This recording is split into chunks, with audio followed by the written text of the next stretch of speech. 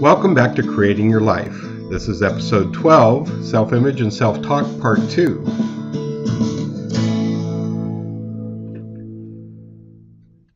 Hi, Mark Alexander here, back with Creating Your Life. We're going to continue talking about self-image and self-talk.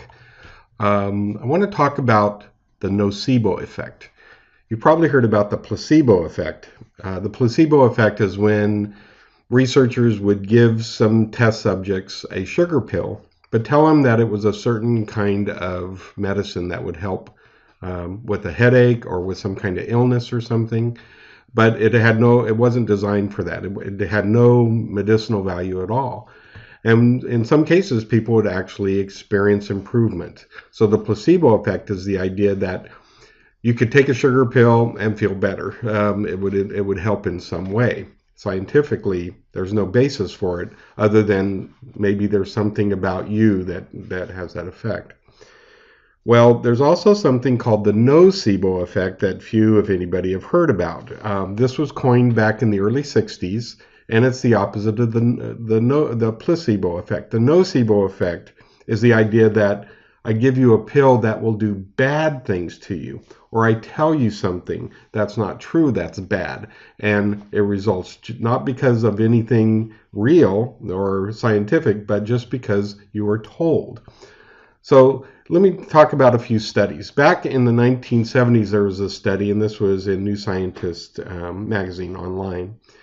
Doctors diagnosed a man with end-stage liver cancer and told him he had a few months to live, and sure enough, he died within a few months. The autopsy showed that there was no cancer. So the question gets raised, well, wow, did the doctors telling him that he had cancer and he was going to die somehow trigger his death? Well, in the 1992 study, women believing they were prone to heart disease, they were 4 times as likely to die, even though they didn't have it. In a 2009 study, participants were told that they were given drugs with bad side effects. Now, again, these were just sugar pills. They didn't have anything real in them.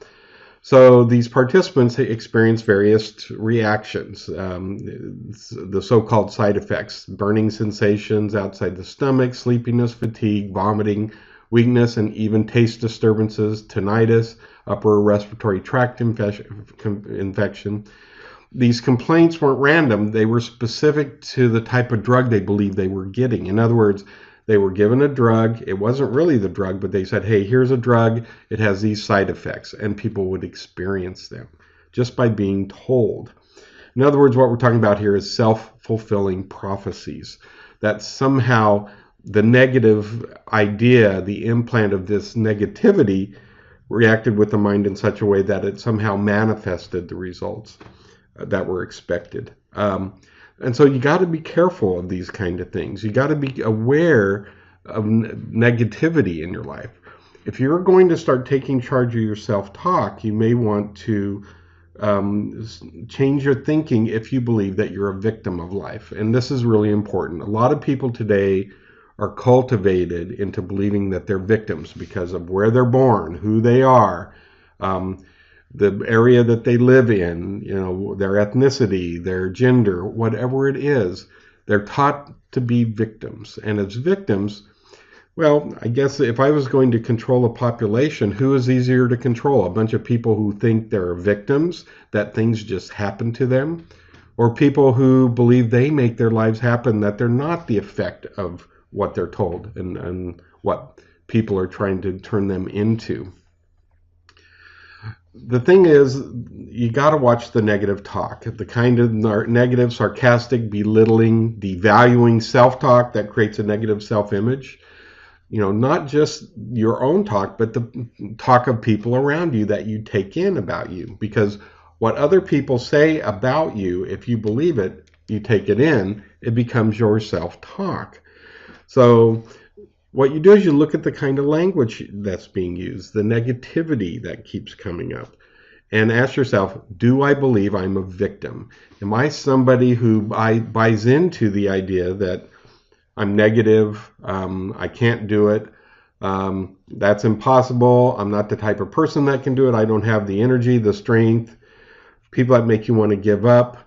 Do you have toxic people in your environment who give you toxic thoughts? And are you one of those people? Do you give yourself toxic thoughts? What's in your head right now? What is going on and being talked about over and over in your head? Do you believe you're a victim? Can you change that around? Because as long as you believe that you're the effect of things outside of you, you're going to be less likely to believe that true creativity comes from within. You believe that other people are creating you rather than you creating yourself. So try an experiment. Watch your thoughts for the next 24 hours. How many of them were negative? Just do an inventory. How often do you say bad things about yourself? Things that limit you, things that undercut you, things that say that you're not capable, that you're not able, that you're limited in some way. It could be limited by your body, your biology, your mind, who you are, what your politics are, what your religion is, just any number of things, your ethnicity, your gender. There's a lot of programming that goes on in our culture that tries to make you believe that you can't change and that you're not an individual who can create a different life. You're part of a tribe.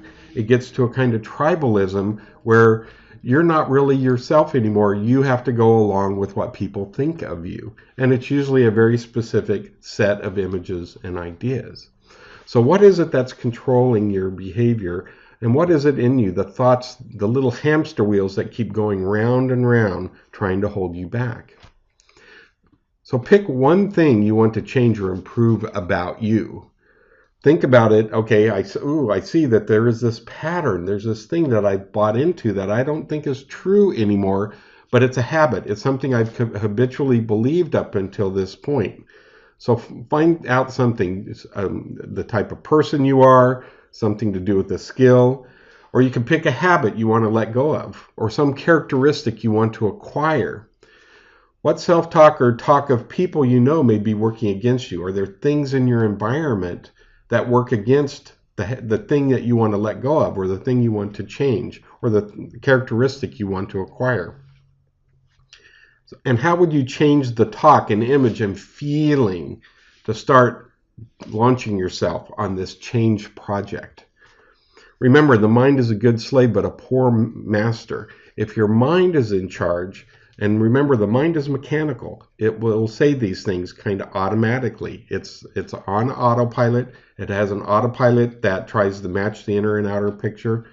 The stored repository tries to let you relax into any kind of positive or negative image. But the question now is, what's negative? And what do you want to extricate from yourself, starting from this point on?